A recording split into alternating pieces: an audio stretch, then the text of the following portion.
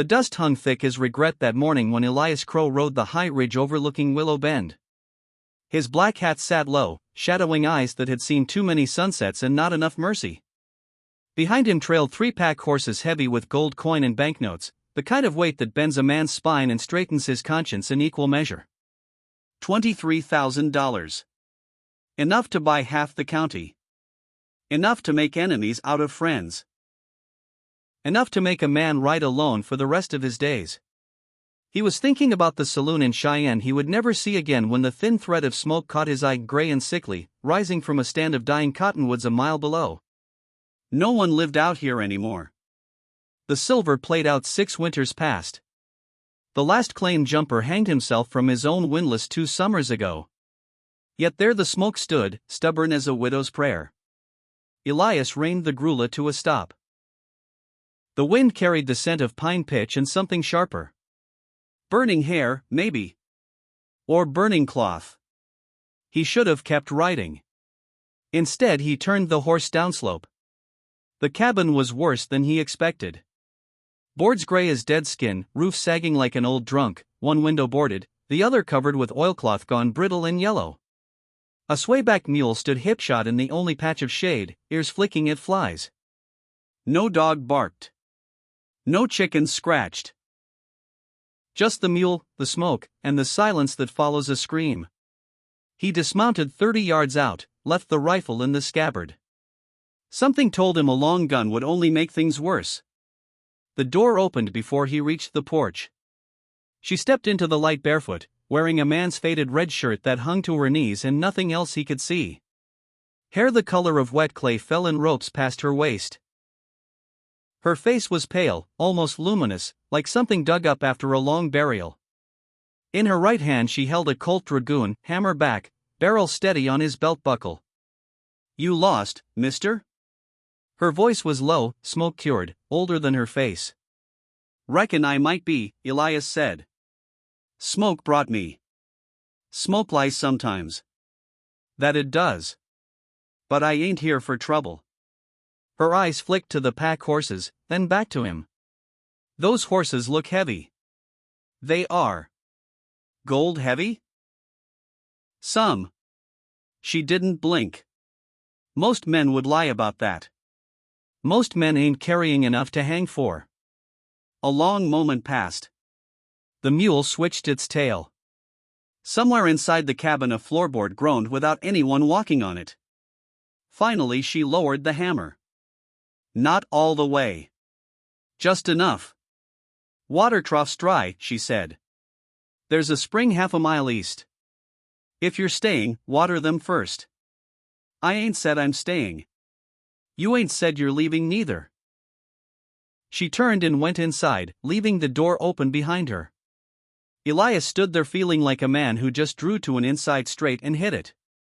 He watered the horses. Took longer than it should have. Gave himself time to think. Time to leave. He didn't. Inside the cabin smelled of wood smoke, old coffee, and blood. Not fresh. Old blood, the kind that soaks deep and never quite leaves. One room. Dirt floor swept clean. A rope bed in the corner with a patchwork quilt that had seen better decades. A small cook stove. A table made from a door. 2 chairs. On the wall above the stove hung a Spencer carbine, oiled and loaded. Beside it, a photograph in a tin frame. A man and woman, younger versions of the woman who stood watching him now. The man had his arm around her shoulders. Both were smiling the way people smile before the world teaches them better. "Your folks?" Elias asked. "My brother and me," she said. "Before." "Before what?" "Before he died." She poured coffee into a chipped cup without asking if he wanted it. "Sit." He sat. The chair creaked like bones. She took the other chair, still holding the Dragoon on her lap like a lapdog. "You got a name?" "Elias Crow." "Clara Voss." She sipped her own coffee. "You the Elias Crow that robbed the Denver stage 3 years back?" "Stories grow legs. Some stories grow teeth." he met her eyes. I never killed nobody didn't need killing. That's a thin line, Mr. Crow. Thin lines are all a man has left sometimes.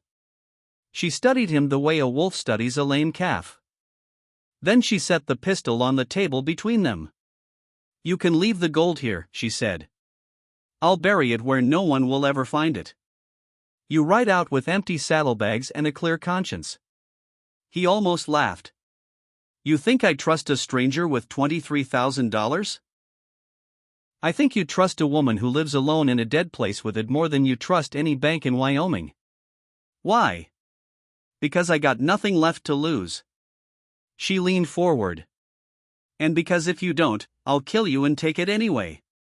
The words landed soft, like snow before an avalanche. Elias reached for the coffee. His hand was steady. You always this hospitable? Only to men who can afford to be dangerous. He drank. The coffee was bitter and perfect. Outside, the mule brayed once, short and sharp. Clara's head snapped toward the door. Elias saw the change in her face. The hardness cracked. Something small and human looked through. Stay here, she whispered. She rose, took the Spencer from the wall, and slipped outside. Elias waited 3 heartbeats. Then he followed. She was crouched behind the porch rail, rifle trained on the cottonwoods. Elias saw nothing at first. Then movement. 3 riders. Slow. Careful. Coming from the north draw. They're late, Clara said, so quiet he barely heard. You expecting company? I've been expecting them for 3 years. The riders stopped at the edge of the clearing. One wore a white duster that had once been white. The other 2 had bandanas pulled high. All 3 carried rifles across their saddles. The man in the duster spoke first. Voice like gravel in a boot. Clara Voss? She didn't answer.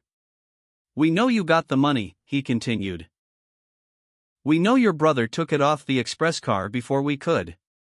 We know he brought it here. We know he died here. And we know you're still here.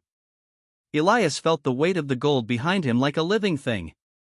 Clara's voice came back calm. You know a lot for men who took 3 years to find one cabin. We've been patient. Patience is overrated. The leader laughed. You got spirit, girl. I'll give you that. Hand over the money, we'll ride away. No need for more graves. Clara sighted down the Spencer. There's already enough graves. One more won't matter. Elias stepped out beside her. 3 rifle barrels swung toward him. The man in the duster squinted. Well, hell. Elias Crow. Didn't expect to see you this far south. World smaller than it used to be, Harlan. Harlan smiled with teeth that weren't his. You throwin' in with her? Wasn't planning on it. Change your mind? Elias looked at Clara. She hadn't moved. The rifle stayed steady. Reckon I have, he said. Harlan sighed. Shame. Always liked you, Crow. Likewise. Silence stretched thin as a razor. Then Clara spoke, soft enough only Elias could hear. There's a loose board under the bed. The money's there. If I fall, you take it and ride. Don't look back. I ain't much for running. Get good at it quick. The first shot came from Harlan's man on the left. The bullet punched through the porch rail an inch from Clara's elbow. Wood splinters flew. Everything happened fast after that. Clara fired. The man on the left jerked backward, blood blooming across his shirt. His horse reared. Harlan's rifle cracked. The bullet took Clara high in the shoulder. She staggered but didn't fall. The Spencer roared again. Harlan's hat flew off with half his scalp. Elias drew the Colt from his hip and put 2 rounds into the third man before he could clear leather. The clearing filled with smoke and screaming horses. Clara went to one knee. Blood soaked the red shirt black. Elias dropped beside her, caught her before she hit the dirt. Harlan was still alive, crawling, leaving a red trail. Elias stood, walked over, and put one bullet through the back of the man's head. Then silence again. Real silence. He carried Clara inside. Laid her on the rope bed. Tore the shirt open. The wound was ugly, through and through, high on the chest, missing bone but bleeding like a stuck pig. She grabbed his wrist. Hard. You promised, she whispered. I promised nothing. You said you'd take it. I lied. Her laugh turned into a wet cough. Bastard. Been called worse. He worked fast. Clean cloth. Pressure. Boiled water from the kettle. She passed out twice while he stitched. Came back cursing each time. When the bleeding slowed, he sat on the floor beside the bed, back against the wall, Colt across his knees. Hours passed. Night fell. The mule wandered inside at some point, stood in the doorway like a witness. Around midnight Clara woke and found him still there. You should go, she said. Voice thin. Should, he agreed. But you won't. Not tonight. She closed her eyes. The money's under the floor. It's not 23,000. How much? 14. The rest was in silver bars. Too heavy. He left them in the shaft. Why keep it? Because it was his. She swallowed. And because I promised I'd wait. For what? For someone to come looking. A ghost of a smile.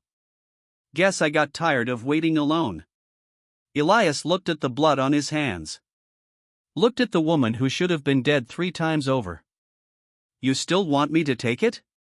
No, she said. I want you to stay. He stared at her a long time. Then he stood, walked to the door, and looked out at the night. 3 dead men lay where they fell. Horses had wandered off. The moon was up, cold and white. He stepped back inside. Closed the door. Bolted it. And for the first time in 15 years Elias Crow did not sleep with a gun in his hand. He slept beside a woman who had almost bled to death because of gold he never should have carried here. And somewhere in the dark hours before dawn, he understood that the most dangerous thing a man can do is not rob a stage or kill a man. It's deciding to stay.